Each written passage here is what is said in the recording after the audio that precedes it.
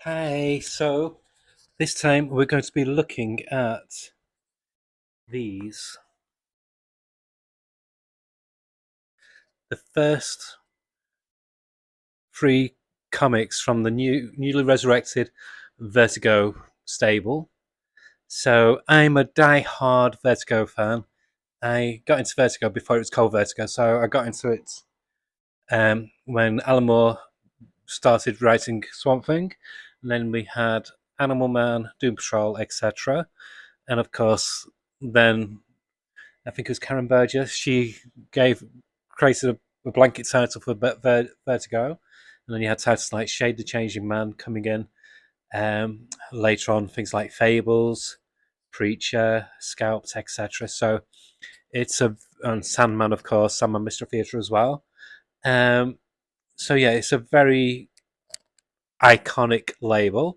So I just want to see if these newly launched titles live up to the hype of their predecessors. So first up is from Dennis Camp and Stipan Morion, with colours by Matt Hollingsworth, is Bleeding Hearts. What I will stipulate as well, one thing I love about this, and this is after I just did a Punisher review of the latest Punisher comic. This is the difference between DC and Marvel. DC listen to the fans. They make price points that make it appealing for fans to invest in a new comic. These are $3.99, and each one has, on average, 30 plus story pages. I don't know if that's going to be the case in the next issue, but there will still be $3.99. It's $3.99 for a brand new comic with top class artists and writers. Fantastic. So let's have a look at the first one. So, wonderful cover. So, Bleeding Hearts is like a flip on the zombie trope. So normally with zombie comics or zombie films, so any kind of zombie fiction, we see the story from the viewpoint of the protagonists of the human beings, the survivors, and not the antagonists, the zombies. This flips it on its head. This we're looking at it from the viewpoint and the lives, well, the unlives, the death lives of the zombies. The closest thing I could equate it to, and it's going to be a really weird comparison, especially if you're not. I think UK viewers will be more familiar with this comparison, and like I said, it's a really strange comparison, but it kind of makes sense if you've read the book. And it's Fungus the Bogeyman, because Fungus the Bogeyman by Raymond Briggs looked at bogeymen, but not from how they terrorized people, but from their viewpoint, from how they lived. So it showed them living in where they lived, the houses that they lived in, what they enjoyed to eat, what they thought about, what their views were on different things. And this is what this does. I'll just show you some art before we dive in any further.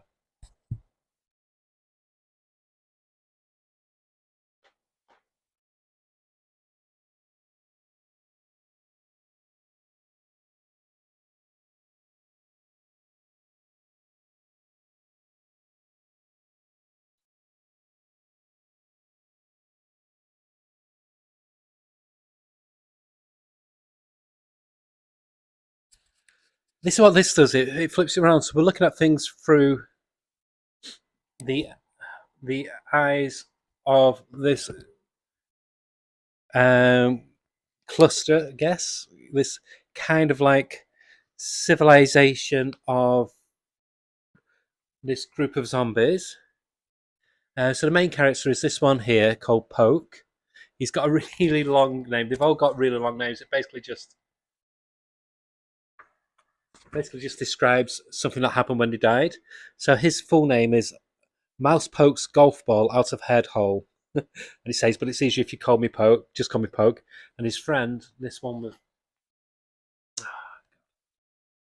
the one here eating flesh with like mushrooms growing out of his on his shoulders, etc. He's called Mushrooms Grow Up All Over Like Little Forest. My limling in the brain splashes and sizzles on hot rocks, horde of the undead. So very literal. Um, yeah, I really enjoy this. The art, and again, listen, I guess will be because I've read so many comics over so many years. This will be more for people who read comics in the 80s and 90s, and especially people who read a lot of indie comics. But the art is like this curious blend of Arthur Sudam, who did Charlie and Flytrap, and William Mesner-Loeb's the stuff he did for Journey, that kind of almost like Will Eisnerish. So there's like a looseness to it. It's almost cartoony, but not at the same time. And the colouring by Matt Hollingsworth is very painterly. It's fantastic. That would sit perfectly well in a heavy metal comic from the late 70s, early 80s. It's tagged nicely along with a Mobius strip or a Richard Corbin strip. I really enjoyed it. And why am I gushing about saying I really enjoyed it? Because I'm not the biggest Dennis Camp fan. I've often viewed Dennis Camp as like Grant Morrison without a sense of humour. He's very much, he can be so very much painfully on the nose at times. And I'm the most political, left wing, woke person you could meet. And even for me, sometimes he could grate a bit. And he can be a bit too preachy at times. And like I said, there's never really any fun. It's all about the concept and the idea and the execution. Whereas with this, it was funny.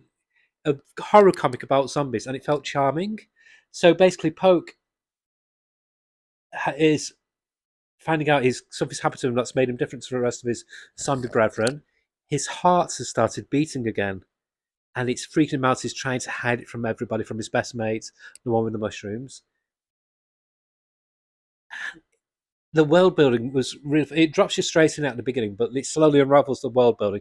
So there's still humans alive, but there's very, very few because they've basically eaten shitloads of humans. But even then, and again, this is what I like about it. It shows a pecking order in the zombie gatherings. There's some who are shunned because of how they've acted.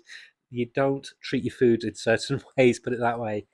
Um, and so it's just going on about this. And there's this really sweet sentimental part where Poke and his best mate, to seal the deal when they first met each other, to prove they were friends, they switched arms. So they each share an arm from each other's body because obviously they're dead, so he can reanimate normally. So Poke's got like his normal skinny arm, and then this huge, big, flabby arm of his mate. So it's just things like that. I really did enjoy it. The artwork was just a delight. There's a lightness to it, a spring in its step.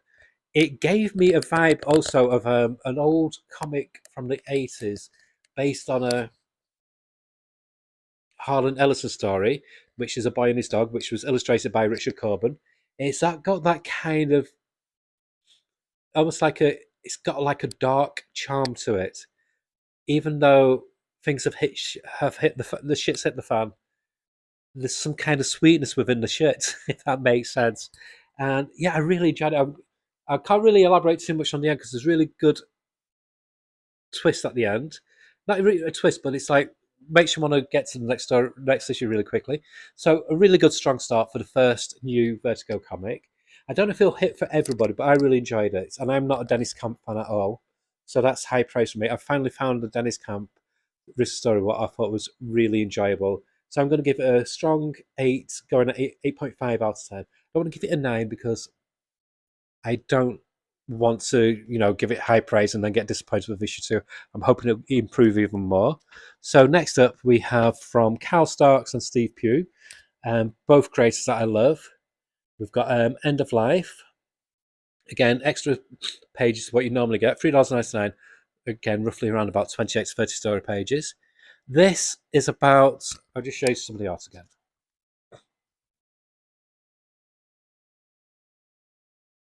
Just finding some dynamic art.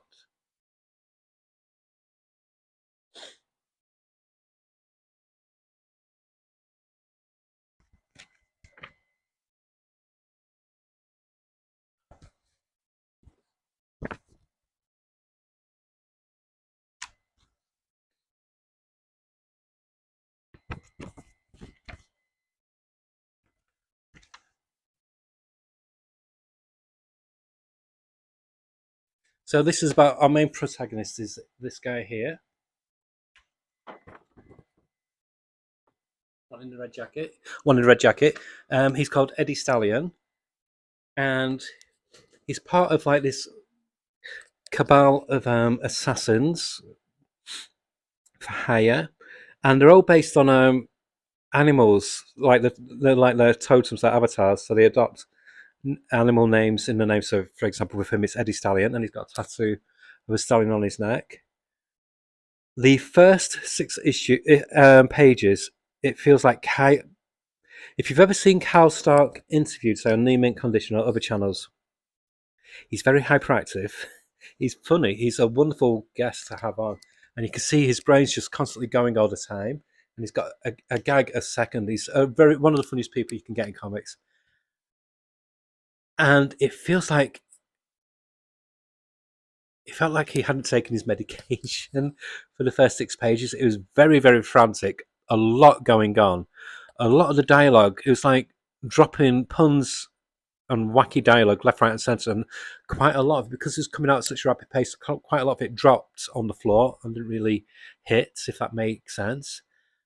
I'd say it was about the halfway through the comic when I finally, it felt like he calmed down a bit. It's like, cow, just take it easy. You don't need to do so much. And the story beats were, well, it was once he met up with his dad, because his dad is part of this cabal as well.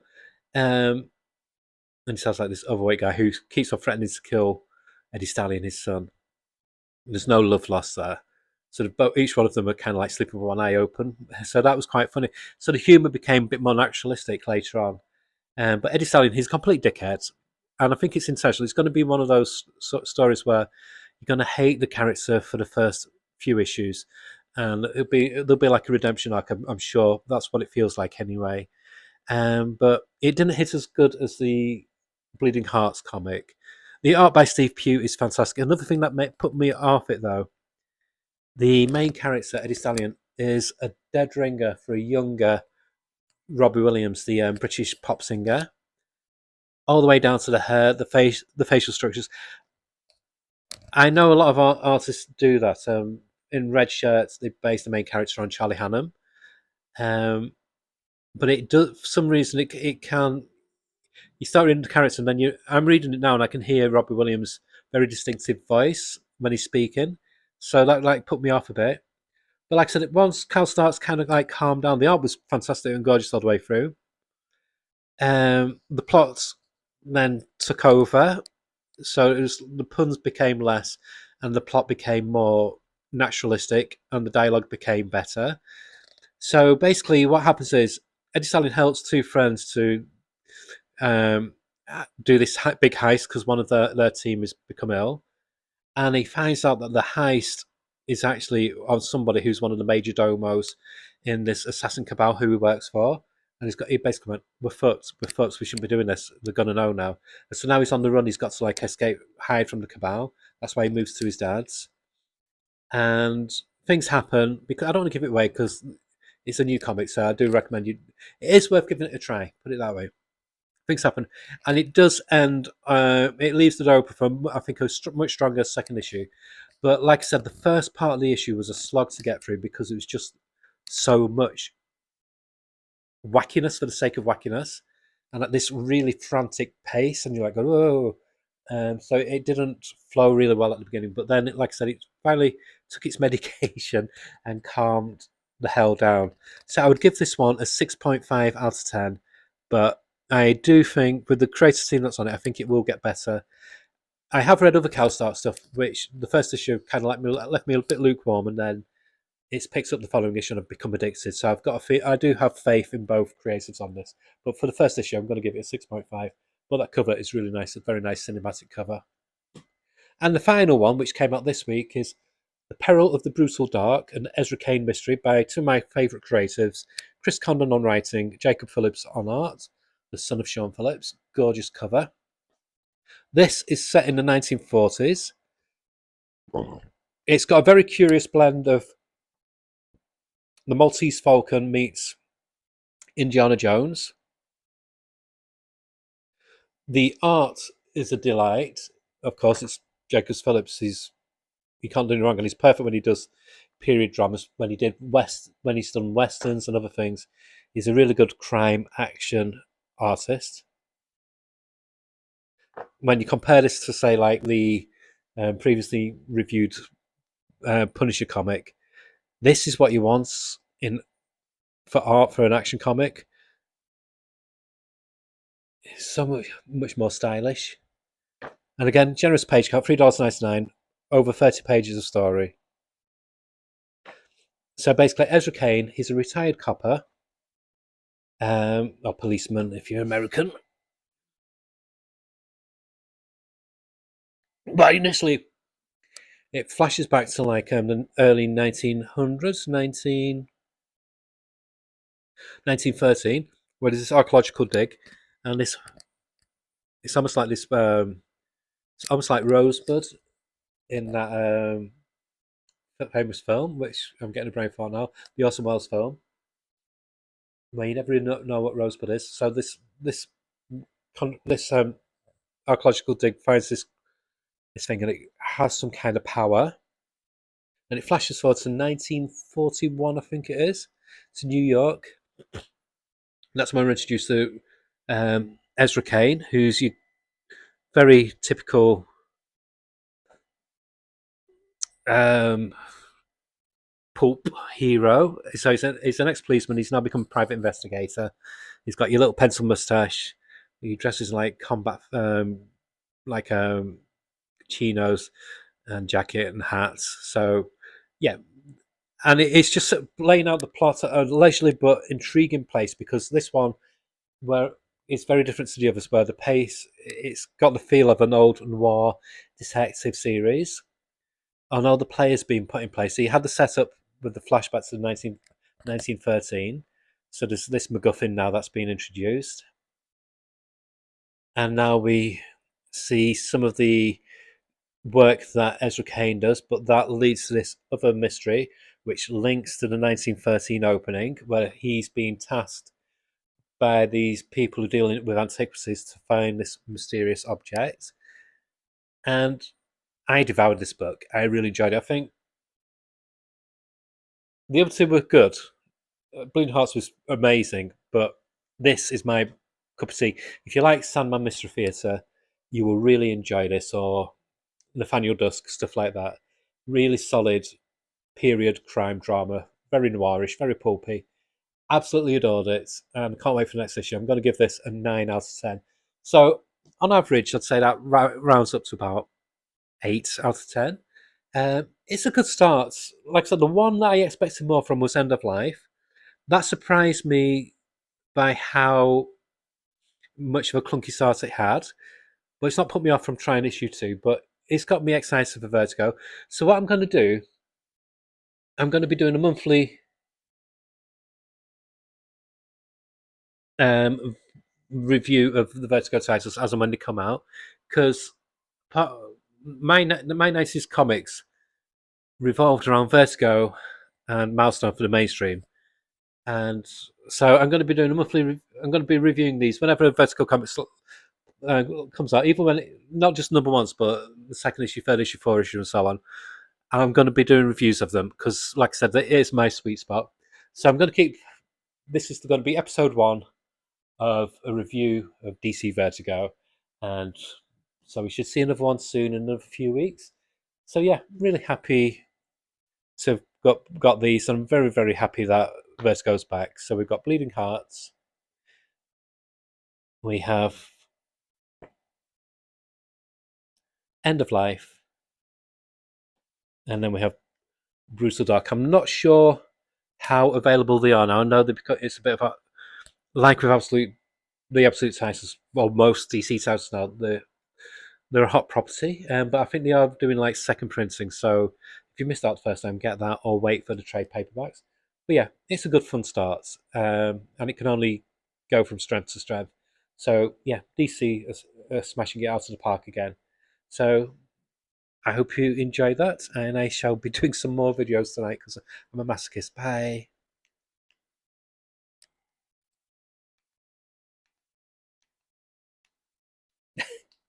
Turn off.